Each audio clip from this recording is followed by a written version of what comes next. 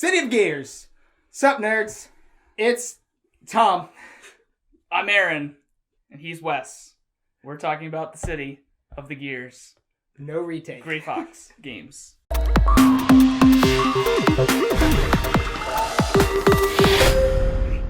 City of Gears is a really unique game. So it does have, it has a lot of elements of other things, like, it's hard to categorize, right? Because it does have an area control aspect in the middle, but it has, there's a dice mechanic of how you gain resources, and then you spend those resources, in kind of like you store them. So there's a kind of a little bit of a Euro-y just resource management there, but then there's a lot of different special abilities, both on the tiles here and the gears that you draw out of the bag. So, in my words, special abilities out the wazoo. I missed that joke. I just said it when he coughed and restarted. Oh, gotcha. That's absolutely correct, Tom. Out the wazoo. Great terminology. No, but there are special abilities upon the special abilities, because yes, you can have abilities that you get from these gears. So the way the game works, you can get these gears from your tile rolls, and you can either Dice rolls. Oh, tile rolls. It's a 4-sided tile. 6-sided tile. 6. Anyway, so you can get these gears, and you can use them either for their special ability, or you can place it down as a link to get you from territory to territory. And that's how you actually can move around throughout the game. And there's 2 different types of movement. You can use steam to move one space, or you can use the lightning to zap yourself across as many spaces as you want.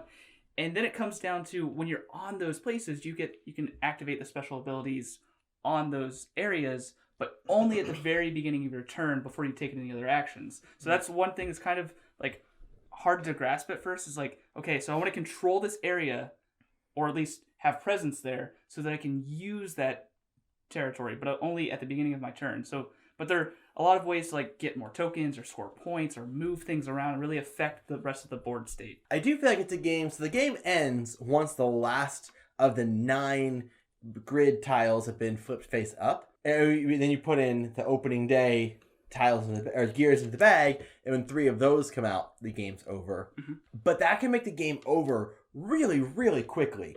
And I think it's one of the balances to take in this game is because every person who flips over one of the tiles gets 2 points just for flipping it over, which is oh, I want those 2 points.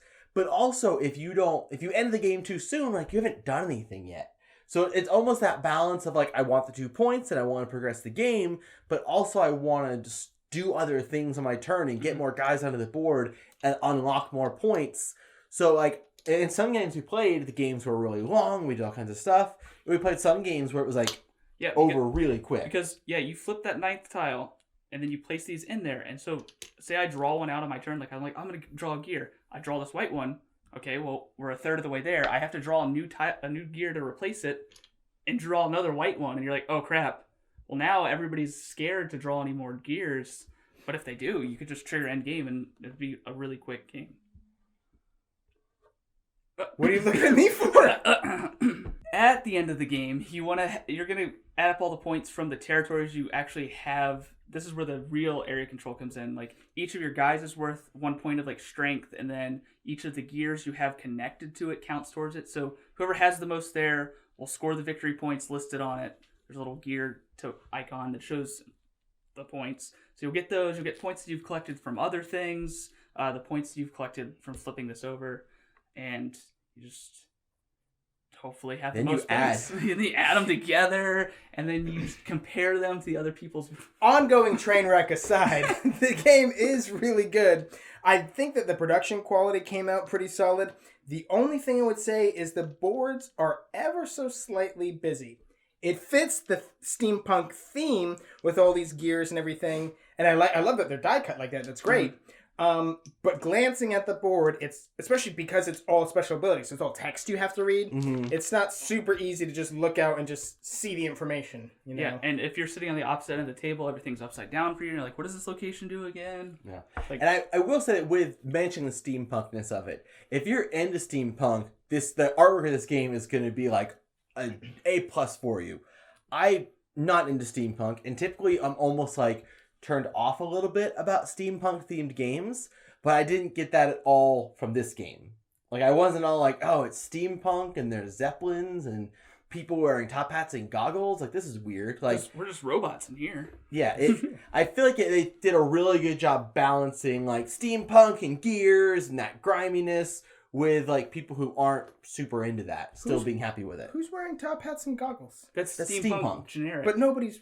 I know. But I'm saying that's not in here. Like, I gotta listen to you more.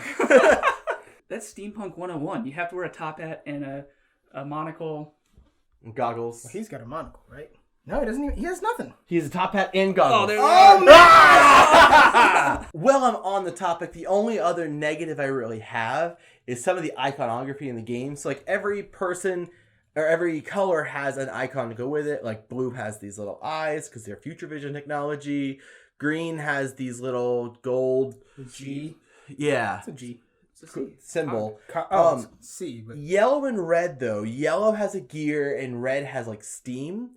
Which, not that there's anything wrong with that, except for that those are also icons used in the game. On the dice. And everywhere. so it's like, it doesn't really come up because there's not like, well, I guess there are other gear tokens in the game even. So like, they look very different. The yellow gear symbols and then the gear tokens in the game that are orange.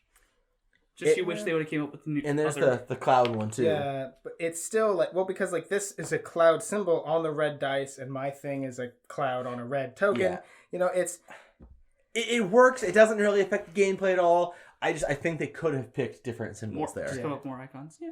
They're the steamboat industry, so they got Steambot. They could They could have picked a different name. I always like dice rolling in games, and this game, it's nice that a lot of these dice, well, they're all the same, but a lot of the faces have a choice where you can choose between a gear or the steam.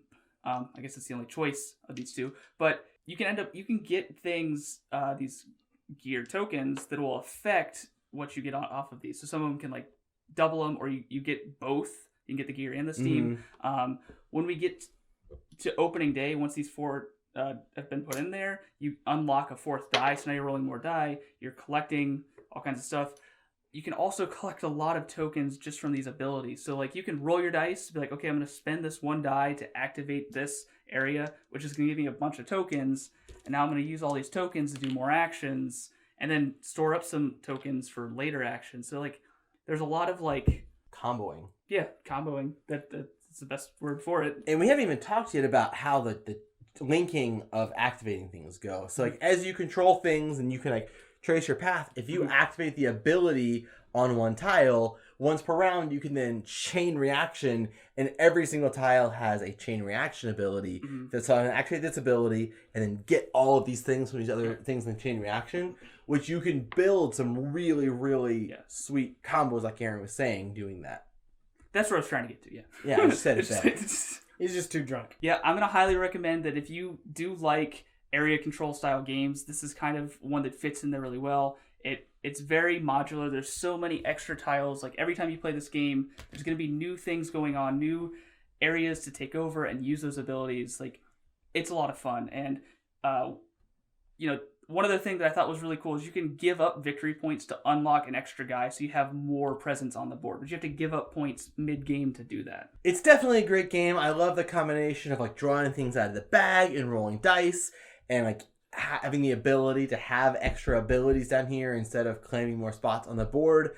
I'm really looking forward to an expansion of this game because I feel like they really left some like design space. Like every single board has like a special ability, but they're all the same right now, which is these colored tiles. But the fact that they made these removable and little gears makes me say, well, it'll be super easy for them to make an expansion and have that be the first thing they do is make different asymmetric abilities. Because I think that every game that has abilities should have asymmetric abilities. That's just it's almost missing something if it doesn't have that. You kind of get that from getting these gears, but if you have a starting one that nobody else can get, aside, that's different enough from all these starter ones, the little gears that you can get, like that would be really cool. Yeah, I agree with them. I probably ultimately liked this game like the least out of all of us.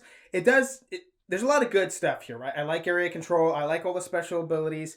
But with all those special abilities, it does feel ever so slightly fiddly because, again, mostly in just the readability, right? Like I was saying about how it looks kind of cluttered and you have to read all those abilities. Like, and with these abilities, it felt like there's a little bit of AP on your turn of so many different things you could do, and maybe this is the better thing, but I didn't even look over at this tile, and is that something I even want to go for? And well, he's got these things over here, so maybe it's not worth it. There was just ever so slightly a little bit of fiddliness in this. But I don't want you to think that means I didn't enjoy the game. I definitely enjoyed the game, but I'd be okay if Aaron owned it. You know what I mean?